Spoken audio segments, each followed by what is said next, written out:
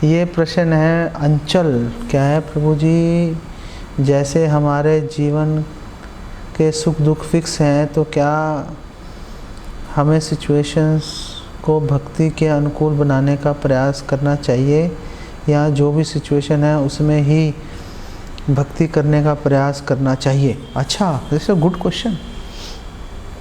कि अंचल माता जी पूछ रही हैं कि हमारे जीवन में सुख दुख तो फिक्स है ही, तो फिर क्या हम परिस्थितियों को अनुकूल बनाने का प्रयास करें, या जैसी परिस्थिति है उसके अनुसार चलते रहें? हम परिस्थितियों को बदलने की कोशिश नहीं करते। एक डिवोटी उसमें ज़्यादा एफर्ट नहीं लगाता। एक भक्त का प्रयास होता है कि उसके लिए अनुकूल प्रतिकूल की स्थिति सुख दुख से अलग चलती है।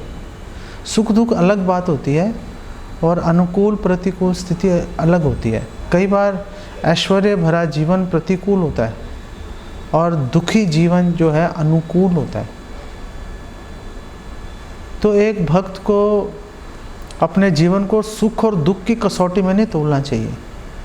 एक भक्त को अपना जीवन अनुकूल प्रतिकूल की कसौटी पर तोलना चाहिए। जो वस्तुएं, जो परिस्थितियां भगवान की भक्ति करने के अनुकूल हैं उसको स्वीकार करते रहो। जो प्रतिकूल है उसको ज़्यादा महत्व मत दो। उसको फेंकने की कोशिश भी ठीक नहीं है कि फेंको इसको, लेकिन उस पर ध्यान मत दो।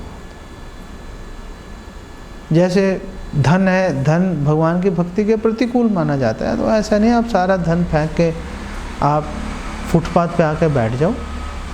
लेकिन आप पैसा जो है अपने घर की इमरजेंसीज के बारे में, फ्यूचर के बारे में थोड़ा सा पैसा रख के जो भी एक्स्ट्रा पैसे हैं उसको भगवान की सेवा में, भक्तों की सेवा में लगा सकते हो, लगाना ही चाहिए। इस तरह से विचार करके चलना चाहिए। और अगर किसी बारे में भ्रम हो रहा है, किसी बारे में कन्फ्यूजन है, शंका है, तो आप अपनी परिस्थितियों के बारे में विशेष रूप से वैष्णवों के साथ उनसे कंसल्ट कर सकते हो, उनसे विचार विमर्श कर सकते हो, उनसे अपनी परिस्थिति के बारे में पूछ सकते हो कि ये परिस्थिति में क्या करना चाहिए, क्या नहीं करना चाहिए, तो आपको आंसर मिल जाएगा। आपको सुख दुख की कसौटी में मत कसो, अनुकूल प्रतिकूल की कसौटी पे कसो, फिर देखना कैसे गाड़ी भागेगी आपकी। ठीक है, प्रश्न अच्छा था आपका। प्रभु जी, हरे कृष्णा। प्रभु जी, उनका जो प्रश्न है ना, हाँ, वो स्पेशली खुद ही कह रही हैं कि सुख दुख तो फिक्स है, तो लेकिन हमें जैसे भक्ति की जो अनुकूल है जो परिस्थितियाँ, तो उनमें हमें प्रयास करना चाहिए। कि मतलब मैं अपनी स्थिति को भक्ति के अनुकूल बनाने के लिए बहुत प्रयास में लग रहा हूँ, वो क्वेश्चन है ना। अनुकूल आप कैसे बना सकते हो? जो परिस्थितियाँ आमतौर पे हमारे आसपास जितनी परिस्थितियाँ होती हैं आमतौर पे अकाट्य होती हैं को बदलती नहीं है चीज़, ना तो हमारे आसपास के लोग बदलते हैं। अब किसके घर में कि किसने अपने माँ बाप को बदल दिया है, किसने अपने बच्चों को बदल दिया है, या पति ने पत्नी को, पत्नी ने पति को बदल दिया? कितने केसेस हैं ही नहीं, गिने चुने होंगे, अपवाद होंगे। अगर आप बदल सकते हो, आप में ताकत है, बदल लो भाई।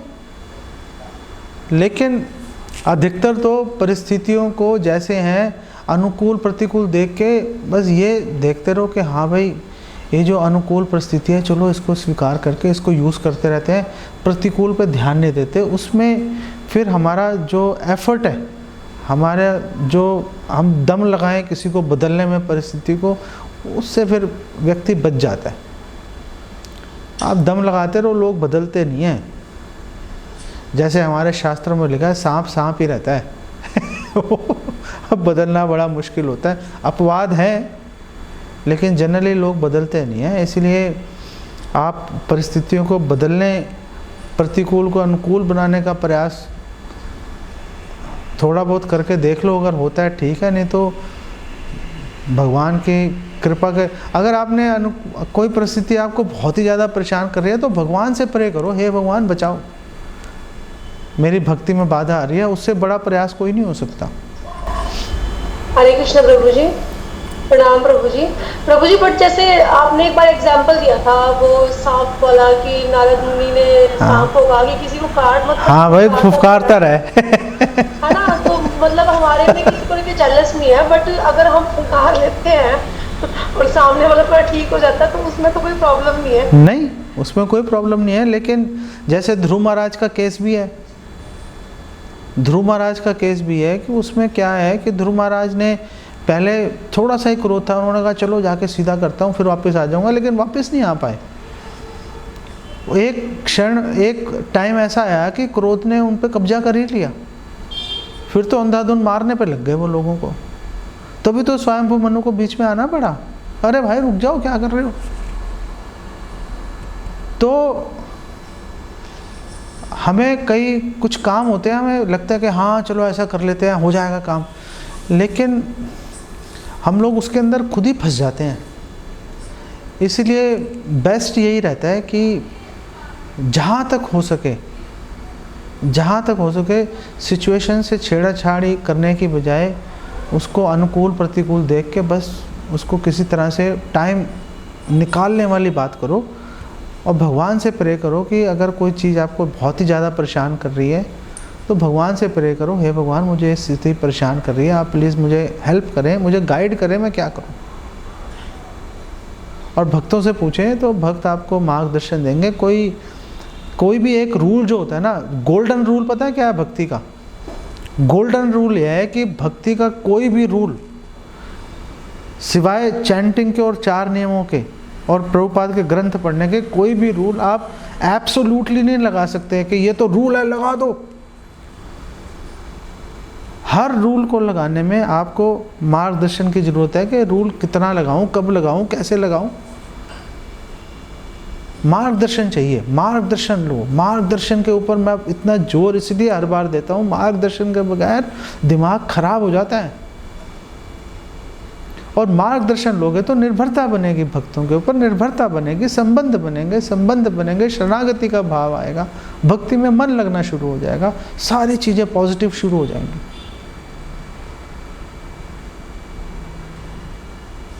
ठीक है?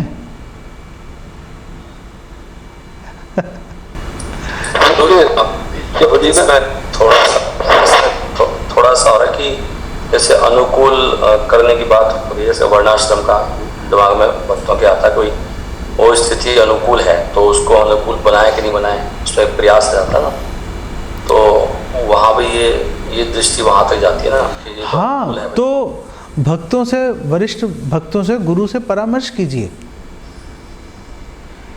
किसी भी आप ये एक बात एक भक्त को हमेशा समझ के चलनी चाहिए कि 16 माला, 4 नियम, प्रभुपाद के ग्रंथ पढ़ने, ये 3 के अलावा हम सक्षम नहीं है अपने आप फैसला करने के लिए, एटलीस्ट शुरू के 15-20 साल।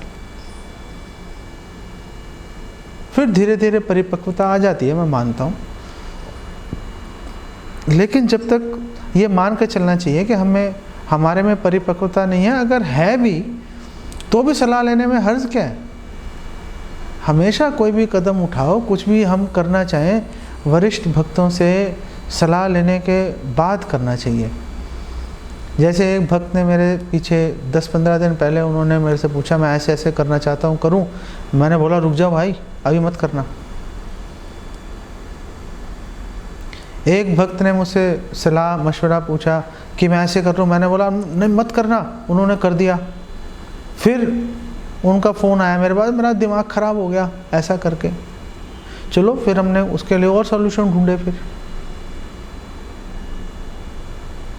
तो हमेशा जो भक्त है उसको ये सोचना चाहिए अपने हृदय में कि मैं सक्षम नहीं हूँ, मुझे सलाह लेनी चाहिए, सलाह लेना मेरा कर्तव्य है, मेरी ड्यूटी है कि मैं वरिष्ठ वैष्णव से सलाह मशवरा करके फिर कदम उठाऊं। उससे हमेशा आपको फ़ायदा होगा। आप वर्णाश्रम में जाना चाहते हो, क्या जाना चाहिए? बिल्कुल जाना चाहिए, लेकिन भाई पहले विचार विमर्श करो, बैठो, अपनी स्थिति के बारे में बात करो, अपने घर वालों के बारे में बात करो, अपने बारे में बात करो, कहाँ जाना चाहते हो उसके बारे में बात करो, फिर निर्णय लिया जाएगा। मैं ये कह रहा हूँ आपको, मेरा जोर मार्गदर्शन के ऊपर है। आप समझे मेरी बात?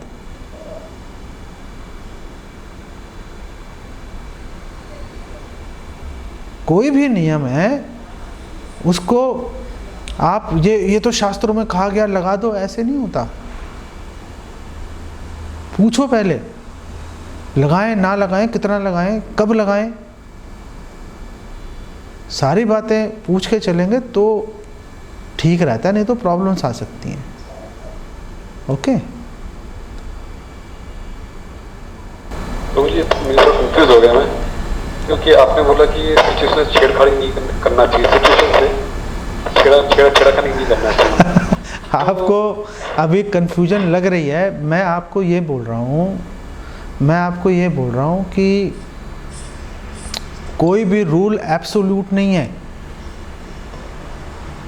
आप किसी भी रूल को अपने जीवन में लगाना चाहते हैं, अच्छी बात है। पहली बात है कोई लगाना नहीं चाह रहा, आप लगाना चाह रहे हैं, अच्छी बात है, लेकिन लगाने से पहले आप सलाह मशवरा कीजिए, आप डिस्कस कीजिए। मैं सिर्फ इतना बोल रहा हूँ। प्रभु जी आपने बताया 4 नियम जो होते हैं वो तो हम खुद लगा सकते हैं, आपने बताया ना 4 नियम 16 माला। हाँ, थर्ड क्या बताया आपने? प्रभुपाद की बुक्स को पढ़ना। ये तो अपने अगर 4 नियम से पालन करते हैं, अगर हम डेप्थ में जाकर पालन करें तो सिचुएशन से छेड़खानी हो गया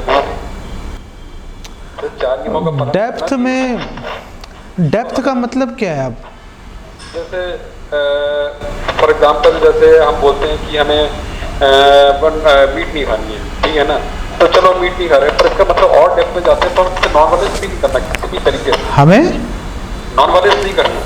तो नॉन वायलेंस जैसे वायलेंस नहीं करना, हाँ वायलेंस नहीं करना। चलो तो अगर जैसे नो मीट ईटिंग को अगर हम बहुत ही डेप्थ में लगाते हैं तो प्रीचिंग ना करना भी नॉन वायलेंस हो जाता है एक तरह से। हाँ, तो प्रीचिंग सबको करना ही चाहिए। वो वायलेंस हो जाता है।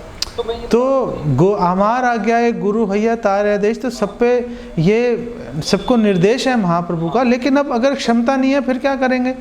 मैं कितने भक्तों को जानता हूँ जो कि प्रीचिंग कर ही नहीं सकते, सर्विस कर सकते हैं वो। हाँ, तो मैं ये बोल रहा हूँ कि मुझे जैसे हम 4 नियम का पालन करते हैं तो हमारा सिचुएशन तो वैसे ही चेंज हो जाता है, क्योंकि हमारी सिचुएशन चेंज होती है, सिचुएशन चेंज नहीं करते हैं क्योंकि घर में कोई हमें कहीं नहीं देता। तो जब भी आपको प्रॉब्लम आ रही है, आपको लगता है कि प्रॉब्लम आएगी, तो डिस्कस करो भाई।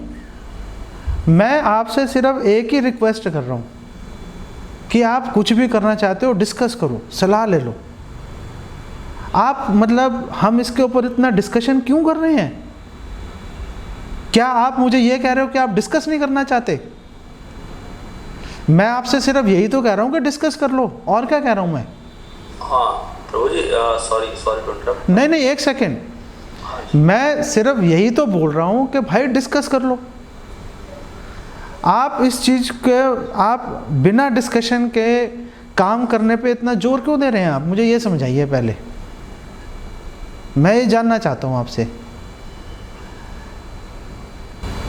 तो जैसे अब 16 माला तो करना ही है, तो डिस्कशन की क्या बात होगी? मतलब मैंडेटरी। हाँ बिल्कुल, हाँ। अब आप कह रहे हैं चार नियम, मैं डेप्थ में जाना चाहता हूँ। हाँ ठीक है ना, जब आप डेप्थ में जाएंगे, आपको सामने से कुछ समस्याएं आ रही हैं, आप डिस्कस कर लो, नहीं आ रही करते चलो। अगर मेरा सिर्फ आपको ये सुझाव है कि जब तक प्रॉब्लम्स नहीं आ रही कोई बात नहीं है, आप करते रहो, तो अच्छा है ना कि आप कर पा रहे हो। जितना और डीप में जाओगे उतना अच्छा है। लेकिन अगर प्रॉब्लम्स आ रही हैं तो भाई डिस्कशन करने में संकोच मत करो। डिस्कशन करोगे आपको एक प्रॉपर सोल्यूशन मिलेगा, प्रॉब्लम्स आपके लाइफ में कम आएंगे, डिवोशन के अंदर प्रॉब्लम कम आएंगी। गोल यही है हमारा कि प्रॉब्लम्स खत्म करें ताकि डिवोशन पे ध्यान जाए। गोल तो यही है ना, गलत कह रहा हूँ?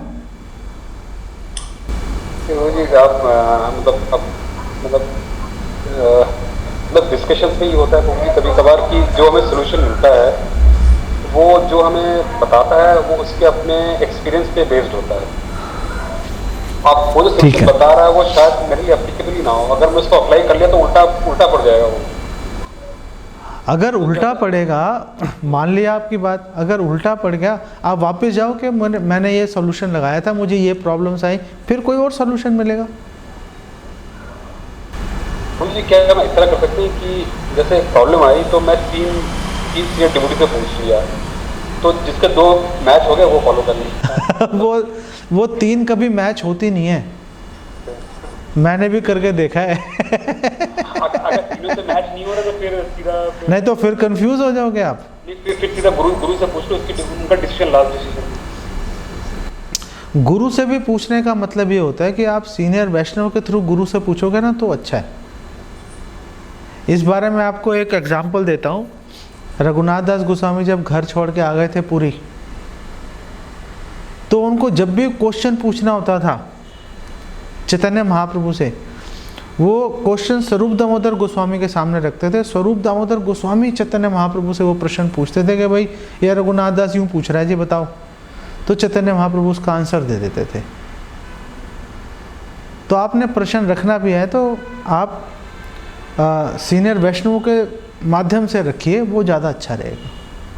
कभी गुरु से मुलाकात हो जाए सामने, आप गुरु से आप कोई फिलॉसफिकल या कोई बात पूछ लो, वो भी अच्छा है, उसमें भी कोई हर्ज नहीं है। लेकिन जिनके मार्गदर्शन में आप हो उनके माध्यम से प्रश्न पूछेंगे तो हमेशा आपको ज़्यादा अच्छा आंसर मिलेगा। ये मैं आपको अपने व्यक्तिगत अनुभव से बता रहा हूँ आपको मैं।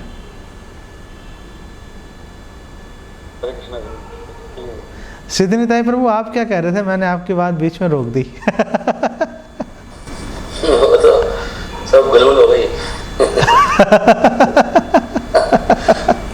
वो ये प्रभु जी कुछ और बात कर रहे थे तो मैं कहना चाह रहा था कि शायद ये ना शंकर को पहले पॉइंट कुछ और चल रहा था। वो कह रहे थे कि वो 4 नियमों में भी तो पूछना पड़ेगा, फिर बात ही चल चलते कहाँ आ गई ना। देखो 4 नियम बिल्कुल ठीक बात है। 4 नियम जो नया भक्त जैसे लगता है उसके लिए 4 नियम का मतलब है कि भाई जुआ मत खेलो, चाय नशा ये मत करो, मांस मत खाओ। अब आप जैसे जैसे आप आगे बढ़ोगे, आप उसको और गहराई में जाओगे तो नेचुरली आप फिर मार्गदर्शन तो लोगे ही ना। और दूसरा प्रभु जी जो शंकर वो कह रहे हैं ना कि अगर कोई भक्त ऐसे बता रहा है, इनको जैसे बता रहे हैं कि भाई वो अपने एक्सपीरियंस से बता रहे हैं, हाँ। वो गलत भी हो सकता है, तो वो तो हमें हमारा भी बनता है ना। आप उनसे पूछिए कि भाई शास्त्रों में हिसाब से बताना, गुरु साधु शास्त्र के हिसाब से कर देना है ना, वो तो वी कैन ऑलवेज क्लैरिफाई। या तो हम ही गलत हो सकते हैं, ऐसे क्यों बताएंगे कोई आपको? हमें कोई भक्त या तो उस लेवल पे नहीं है। Why you should share his own experience. अगर वो एक्सपीरियंस भी है तो शास्त्रों के अनुकूल एक्सपीरियंस शेयर करेंगे ना वो। नहीं वो उनका शास्त्र अकॉर्डिंग आएगा ना जो भी आएगा। उनका पॉइंट ये है कि जो भी सलाह मिलेगी वो तो शास्त्र अनुरूप ही होगी। शास्त्र के अनुरूप नहीं है तो वो सलाह ही बोगस हो गई। अब शास्त्र के अनुरूप भी बात ये हो रही है कि हो सकता है हमें इतना अनुभव ना हो कि हम उनको प्रॉपर, शास्त्रों में भी तो कई तरह की सलाहें हैं ना। तो उनका ये कहना है कि हो सकता है कि हमें जो वरिष्ठ वैष्णव है उसको इतनी अनुभव ना हो कि वो प्रॉपर गाइडेंस कर सके, तो वो इतना कोई बड़ा इशू नहीं होता। अगर आपको एक किसी ने सुझाव दिया, आपने वो लगाया, प्रॉब्लम्स आई, वापस जाके उसको आप डिस्कस करो, नए सॉल्यूशंस ढूंढो। तो क्योंकि वरिष्ठ जो डिवोटी है, सीनियर वैष्णव गुरु, वो तो बेसिकली हेल्प करने की कोशिश ही करते हैं ना। तो अगर बीच में कोई प्रॉब्लम आ भी जाए बाय चांस, तो उसमें ऐसी कोई घबराने वाली बात नहीं है। तो कई बार क्या होता है कि कई बार वो प्रॉब्लम्स भी सॉल्यूशन का हिस्सा होती हैं। शुरू में प्रॉब्लम आएंगी, फिर धीरे धीरे सेटल हो जाता है। तो वो आपको वो फेथ लेके चलना पड़ेगा सीनियर डिवोटीज के अंदर, मेरा ये कहना है। क्योंकि अगर ये फेथ नहीं रहेगा ना तो कम्युनिटी नहीं बन सकती, टूट जाएगी कम्युनिटी फिर तो। जो लोकल लेवल पर जो लोकल लीडर है, अगर हम उसको बाईपास करना शुरू करेंगे तो फिर हम जो थोड़ी बहुत भक्ति कर रहे हैं वो भी हमारी छूट जाएगी। मैं आपको एक भक्त के बारे में बताता हूँ। वो भक्त जो हैं उनको लोकल लीडर के ऊपर डाउट्स आ गए तो उन्होंने छोड़ दिया उसको, किसी और से उन्होंने गाइडेंस लेनी शुरू की। लेकिन वो भक्त उनके घर के आसपास नहीं रहता था, तो वो पर्सनली मिलना और पूछना वो चीज़ नहीं हो पा रही थी, तो उनको बाद में बहुत प्रॉब्लम्स आई उनको। जो लोकल लीडर्स हैं, डिवोटीज़ हैं,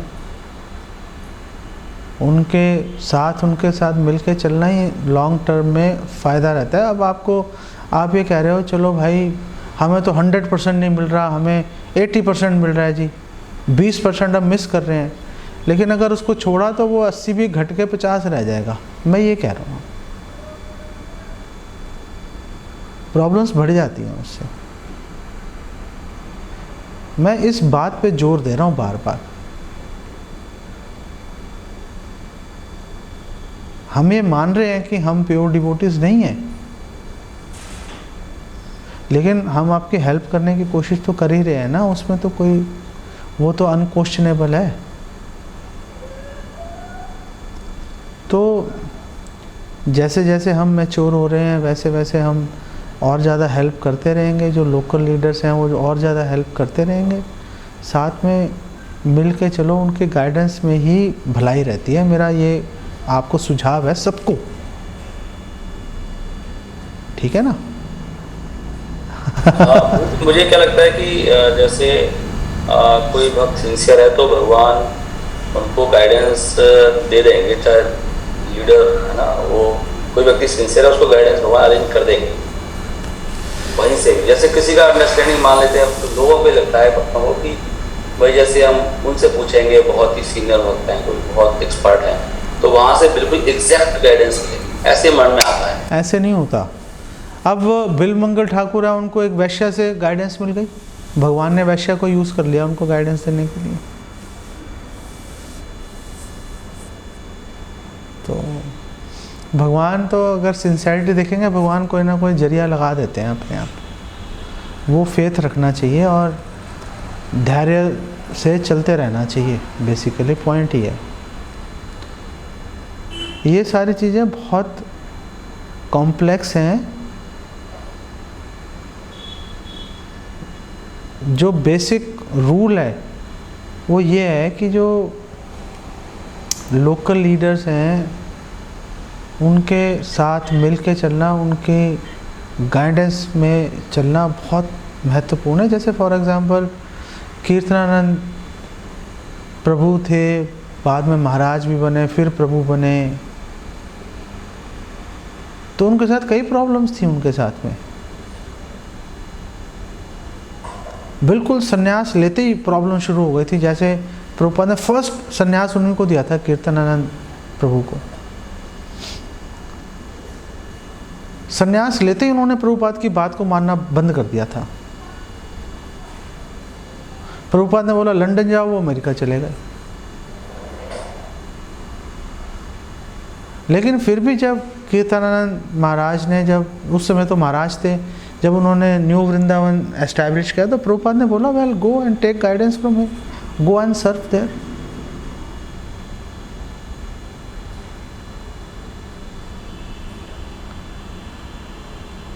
तो डिवोटीज कोई प्योरिटी लेवल नहीं भी है, लेकिन वो अगर ये प्रीचिंग की सर्विस कर रहा है, आप लोगों की देखभाल कर रहा है, तो हमारा भी तो कुछ कर्तव्य है ना कि हम भी तो उनको वो रिस्पेक्ट दें, उनके कहने के अनुसार चलें।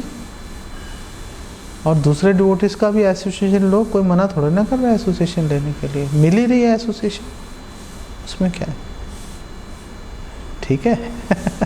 ये थोड़ा डीप सा टॉपिक है, बेसिकली ऐसे छिड़ गया ये, पता नहीं कैसे मुझे आप लोगों ने इतनी ग्रिलिंग कर दी मेरी। तो लेकिन कुछ भी बोलो, जो स्थानीय भक्त हैं उनके साथ मिलके चलेंगे तो भक्ति चलेगी, नहीं तो जिसने भी ये नहीं किया उसको हमेशा मैंने देखा है कि वो दुख ही पाया, उसने कभी सुखी नहीं हुआ वो। ये मेरा व्यक्तिगत अनुभव है, अकाट्य अनुभव है ये।